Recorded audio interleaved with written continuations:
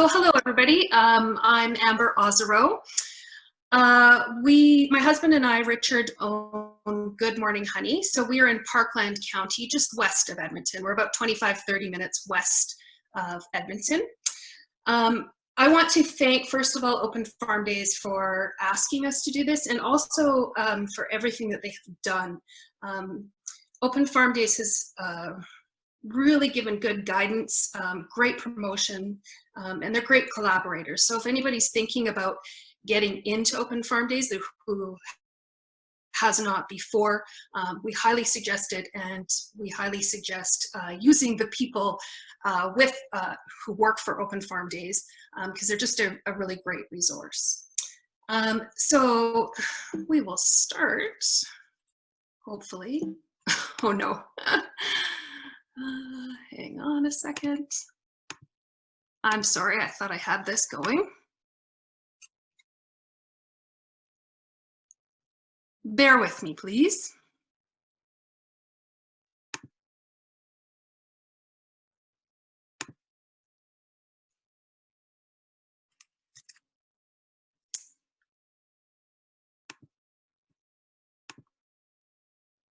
Okay, there we go. Okay, so yeah, we are Amber and Richard Ozero. Like I said, we're beekeepers, we're business owners, and we are really proud of Alberta agriculture. Richard grew up on a farm just outside of Bonnyville, so his parents actually still run the farm, and it was grain and cattle. And I grew up in a small town, well, smaller town, it's now a city, but it was Lacombe. So we both actually ended up moving to Edmonton and went to NAIT. And we took radio and television arts, which is kind of a very odd transition into beekeeping, but I'll kind of give you the backstory as to how we got involved. So when we both worked in television news, and we decided that we wanted to live in the country. So originally we bought an acreage, and then Richard decided that no, acreage wasn't big enough, we needed to buy a farm. So we looked for land and eventually bought the farm that we have here. When we first started, we had kind of a mix of, you know, we had chickens and pigs and geese and cattle. We had everything. I called it my little funny farm. But Richard wanted to do more. So he came to me with this idea of getting bees. So I thought, yeah, that'd be great. We could get a couple hives. So we went and we approached another beekeeper, and we just got a couple of his hives on our land. And that's actually how it's done across Alberta. Many farmers have beekeepers come, put bees on their land. It's beneficial to them because it pollinates their crops. And at the end of the year, you get a case of honey for allowing access onto the land. So that's what we did for the first few years. And then that beekeeper that we had initially worked with was deciding to retire. And he approached Richard to buy a few hives because he knew that Richard was interested in doing this. So at this time, we're both still working in television. We have our little funny farm, and Richard is getting this bright idea that we should buy a few hives. So I thought, yeah, a few, that'd be great. So what he did was he started off buying 920 hives. So that's kind of how we got into it. If anybody knows Richard, he goes all in. So we didn't go one hive, we went commercial scale straight out. So that was a very interesting transition, but I'll go through a little bit more here and tell you a little bit more about our operation. So in our talk today, I just want to tell you a little bit about us, which I already have, why participate in Open Farm Days, our experience, and then tips for hosting. We've done it 2 years in a row now. We plan on doing it a third year, and we've kind of developed a few trial by errors, so we have a few tips to offer there. So yeah, we started beekeeping in 2011. With those 920 hives throughout Parkland County, and now we're up to 3,200. So we went all in. Richard still continued working in television for about 4 years while we operated the business with 920 hives. And then I'd say it's been about 4 years ago. He quit in television, and now we are full-time beekeepers with 3,200 hives throughout the county. And they're on about 130 different farmers' fields. So we work with about 130 different farmers throughout the county. And now we have a business of about 10 full-time employees throughout the summer months, and yeah, 3,200 hives. We sell our honey bulk in barrels. You can see there, that's a main, we're a part of the Bee Made Cooperative as well, so we can sell to Bee Made. You can sell to packagers, brokers. That's a main part of our business. But we have also branded ourselves. So we have Good Morning Honey as our brand. So we sell our retail containers as well. And then we also sell to food service and restaurants. We also have other products, bee pollen, honeycomb, beeswax. We do those in retail and bulk sales as well, so it's not just honey. And so we sell our honey in retail stores. Farmers markets are a big thing for us. We attend farmers markets throughout the summer months. Farm gate sales and deliveries. Deliveries are huge right now. We're not doing, obviously, the farmers markets or anything like that, or the farm gate sales right now with COVID, but we are doing a ton of deliveries, and we are seeing a real surge in people asking for those deliveries. So that's great to see people still supporting local producers, especially right now. We do offer website orders as well, and then we sell bulk sales to packers and honey brokers, like I mentioned before. So why participate in Open Farm Days? Business exposure. Open Farm Days is a great way to promote your products. People don't always know what exists around them, so it's great just to get your business name out there and that recognition of what you are selling, what you are doing. Another thing is education. It offers an opportunity to inform the public about agriculture in Alberta, which I'm really proud to do. I'm really proud of agriculture in Alberta, and there's all sorts of aspects of agriculture in Alberta, and it's a great way to promote, all the different aspects of agriculture. A lot of people didn't know when they came to Open Farm Days that beekeeping in Alberta is a massive industry. We produce the most amount of honey in Canada, and we are the 5th largest producer of honey in the world.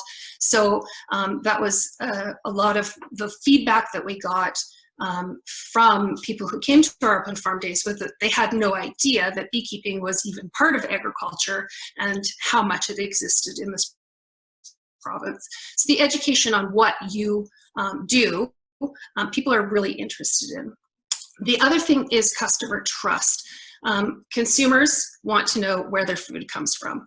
So this is one way to show them where their food comes from.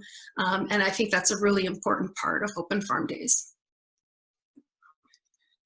So our experience participating has been really good. It's a lot of work, but it has been nothing but a positive experience for us. So the first year we had just over 700 visitors over 2 days, and we actually had really, really good weather. And weather is is something that is, we have no control over, but it's very important. So if any takeaway that you could get from this, if you are thinking about doing Open Farm Days, is definitely sign up for both days. If you sign up for just one day and the weather happens to be not very favorable, you've done a lot of work, and you may not get the exposure that you're looking for. So if I have any tips there, it would be to definitely sign up for the 2 days. Because you do put a lot of energy and preparation into this. You want as many people to come out and experience your farm as possible. So that first year we had over 700 visitors. Year 2 we had over 920 visitors over the 2 days. We were actually shocked at the number of people that kept coming. For the first year we were shocked. The second year we were even more shocked. People just have a desire to experience something. They want to know where their food comes from. They want to know who is creating the food that they are eating. And And I think too, for us, we're only 25 minutes from a major center, so our location definitely helped with that. So the activities that we offered, the wagon ride and live hive visit was probably one of our most popular. That's my aunt and uncle who own the horses and the wagon, and they are amazing. They actually volunteer for this, if you can believe it. It's such a massive amount of work. They've come every year, they bring their horses, they bring their wagon, and they do this for 2 days straight, nonstop, and we're so appreciative of them because it just makes the experience. So kids come out, they can see these massive, beautiful horses, they get to ride in the wagon, they get to put a bee suit on. It's adults too. It's equally exciting for adults as it is for kids. My uncle lets some of the kids stand and help him drive the horses. It's such a highlight. So what we do is we have bee suits for everybody, and then we have a kind of about a 15-minute trail ride out to the live hive. So it's kind of a double whammy. And we do charge for this activity.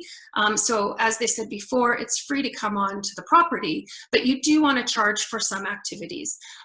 So we tried to think about, if I was a family of 4 or 6, how much money would I have?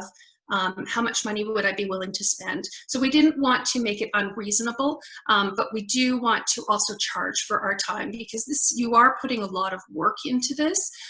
You do want to make some money, but we tried to make the fee something that is reasonable so that everybody could enjoy it. So when you went on the wagon ride, Richard and a couple of our workers were out there, and so they did the live hive portion. So people got to get up close and personal with bees. We had all sorts of sizes of suits for people to put on. A lot of people were scared, but the wonderful thing is watching people who are frightened, who then become comfortable with bees and learn more about bees. Bees are so important in agriculture, in the production of food. So it's just a really great learning opportunity to educate people about beekeeping and what's going on in the world in beekeeping. So it's great to see. As you can see, there's people not afraid to touch bees, and there are people who stand very far away. But it is just an awesome experience, and we had really great feedback about that live hive visit. So I did the honey extraction tour and the tasting. So I got to talk a lot. Day 1 of the first day, I've been doing this tour every 15 to 20 minutes. I was almost losing my voice, and I thought, oh my gosh, how am I going to do this for another day and a half? But I managed.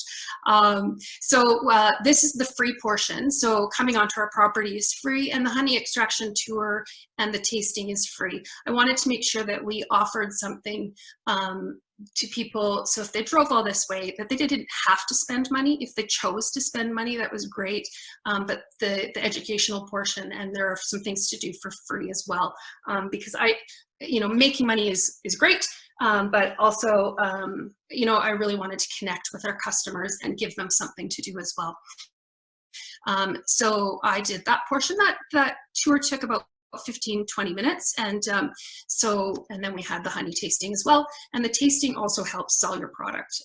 And then we also tasted bee pollen as well, and a lot of people aren't familiar with bee pollen and that you can eat bee pollen, so it was another educational component to that as well. We had quite a few other activities. I think it's really important to have experiential activities. So I tried to think, if I'm coming all this way out to a farm, how would I want to spend my day? I want things to do. I want things to do, see, taste, smell. I want the whole experience. So this past year we had honey s'mores. Instead of making s'mores around the fire pit, we had honey s'mores, and that was self-guided. We did have people there to help. We had self-guided games, so I had a big Connect 4, there's quite a few games there. The kids really liked that, and that gives the kids something to do if their parents are sitting down, relaxing. There's something to do for the kids. Surprisingly, our dog Moby was one of the biggest hits. of the day. So they just loved the animals as well that we have. We do have a couple donkeys and cats and those kinds of things here, but I was shocked at how popular just our dog was. I have cousins who are musical, so they came and played music. We had a market tent, so we had actually a storefront set up, and then we had a market tent set up as well. And then my mom's an artist, so we had some of her art for sale as well. That was very popular. And then we also had a barbecue, so people could come and spend the day. They could spend an hour. It was kind of up to them. We also did the beeswax candle making and the beeswax food wrap making stations. There were fees attached to these events because we have to pay for the supplies. And I also collaborated with the DIY mummy, Christina, who is a big influencer on Instagram, Facebook, YouTube. So she ran the beeswax food wrap making station. It's important, I think, to have some things to do. So there were fees attached to these just because obviously we're having product and, we have things involved with, the material and that kind of thing. So those were very popular as well. And so you could choose to do those or not, but they weren't crazy expensive. I think the candle making we had at $5, and the beeswax food wrap making station was $15, but that's because we had more supplies with that. So tips for hosting. Like I said, make it an experience. Just think about how you would want to spend your day and have things for people to do. Educate. It's just a great opportunity to educate the public about what you do, how important Alberta agriculture is, highlight who you are. People want to know your story. They want to know who you are. They want to know where their food is coming from. So it's just a great opportunity to educate people. Bees are not hard to talk about because they're so interesting. So we never had a problem coming up with topics, but it's a really good opportunity to take to educate people.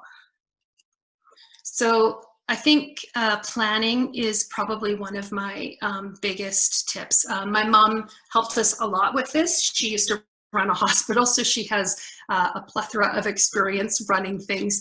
And we had to try and think of every possible experience.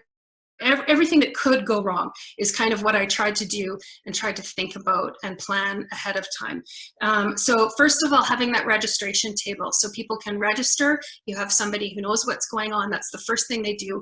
And then they can be sent in different directions. It's also a really good time to get information. So we had a little registration form, so then we knew exactly how many people were coming onto our property, and then afterwards we have their email. We have something to converse with them afterwards. It's just a good opportunity to get information there.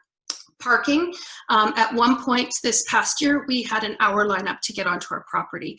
We have a half a kilometer long driveway, so we had parking attendants. So we had 2 people at the front of our driveway, 2 people at the back of our driveway with walkie-talkies, directing people in and out and parking people. So we had, there's no way to understand how many people may or may not show up to your property. Our minds were blown at how many people, especially around that noon, 1 o'clock time, were showing up. And so I'm really thankful that we had that parking, situation kind of handled. Bathrooms. So Open Farm Days does provide you with funding for the porta potties. I would definitely recommend that. We always get the wheelchair accessible porta potty. They're a little bigger, and then that way we are accessible for everybody. This year on the Saturday by noon, we had to phone the company to come and pump the porta potty out, which was shocking to me. So this next year we will have more than 1 porta potty. I thought 1 porta potty would be enough. it was not for the amount of people that we had show up at our farm. So next year, learn by experience, we will have 2 porta potties. And then the hand sanitizer, that kind of thing. First aid was something that we really had to think about. We are beekeepers. We have bees. People get stung. We didn't have too many stings, you know, a handful, 1 or 2 here and there, but we always have EpiPens on hand. We always have Afterbite on hand. And then I had a couple nurses here, but that's just because they are part of my family. But we did have a plan for first aid, and we had a muster point as well. So we thought ahead of, you know, if weather came, if something happened with first aid, what could we do? The first year, we did have 1 person faint because they were hot and they hadn't eaten anything that day. It was all good, but you do kind of have to think about those things. So it can be daunting, but definitely just think about them, have plans in place, and have the 1 person. My mom was the go-to. She had a walkie-talkie. She was the person that if anything happened, she was the person that was to be told, and she would, you know, guide the situation. So just having that 1 person, and having water available was also very important because it was warm on those days. And then the other thing is block off places that you don't want people to go. There are places on farms that can be dangerous. Just, you know, people like to wander. People sometimes aren't as familiar with how ag and how farms work. So just really go through and have things locked off, and that will help you out. The other thing is payment options. So we were selling things on our farm. Most people bring cash, but not everybody does. So we have the Square Reader, and we also did e-transfers. Square Reader was very easy. It hooks up to your phone. We use it for our farmers markets. So just, you know, considering other options is something to consider as well. Having help. This is massively important. We knew that we would have quite a few people coming to our farm because of the popularity of bees. People are very into bees right now, but also because of our location. We're only 25 minutes from the West End, so we were pretty sure we'd have quite a few people. I had about, I think, 32 family and friends helping us, and employees as well. Couldn't have done it without them. So gather your friends, families, neighbors, call in favors, plan for having help. And, you know, the first year we had so many people helping us, and the second year I was leery to ask people to help us again because I thought, geez, they're giving up their weekend. This is so much for them to give up. You know, I felt bad asking, but just about every single one of them showed up the second year, and we had more people volunteer because it's almost a party for them. We have everybody show up on the Thursday or the Friday. Some people bring their trailers, and we, you know, after everything's said and done in the evening, it's almost a party again. So we're gathering together, and they are just excited to do it. And I'm just shocked that people still want to show up and help, but they do. And it's so important. It's just important to have people just help you out. We could not have done it without the help of all of our family and friends. So have things to purchase. So it's a fine balance between, yes, it's that you want it to be reasonable, but this is also a business, and people bring money. They want to support their local producers. So charge fees for experiences. Make it reasonable, but do charge fees, and don't undersell yourself, your time, and your commitment to this. Have products for sale. People are excited to buy your products. That's what they're there for. They want to buy your products. And like I said before, have other payment options such as e-transfer or that Square Reader. Promote. I cannot talk about this enough. So it's not as easy as just signing up for Open Farm Days and then thinking people will show up. You have to put some effort in. So we are on Facebook, we are on Twitter, we are on Instagram, we are on Google. I put a lot of effort into my promoting, but I put a lot of effort into promoting Open Farm Days. So use your social media. If you're not used to using social media, there are many courses that you can take. There are people to help you. Open Farm Days is great in helping spread the word. but really I can't, you know, and it doesn't just have to be social media. You can, like they said before, you know, put your posters up with your local grocery stores, with your local convenience stores, and word of mouth as well. We get a lot of word of mouth with our farmers markets too. Like I said before, we also cross-promoted with some influencers, so that helps too, spreading the word. And yeah, neighboring businesses collaborating. It's really important to promote your event, because you don't want to do all of that work and then have nobody show up. So why we do it? It promotes agriculture, which we are very passionate about, and I think it's just a great program. It's business and brand exposure. After every Open Farm Days, our social media blows up, the followers blow up, we get better reviews, and it's just that, you know, some people don't even know that what exists out there, you know, so it's great when they say to me, I didn't even know that you were here. Now I can't wait to buy your honey again. That's the best kind of exposure that you can hope for. It's great to meet your customers and gain new customers. Like I said before, educating consumers promotes community. It's something to do. It's something interesting. I'm actually sometimes not disappointed that I'm doing it, but I would love to go visit the other farms that are doing Open Farm Days, because I think it's just a great way to give good exposure to Alberta agriculture. And we are passionate about bees and beekeeping. I can talk forever about beekeeping. So, you know, it's a great fit, and we love to share what we do.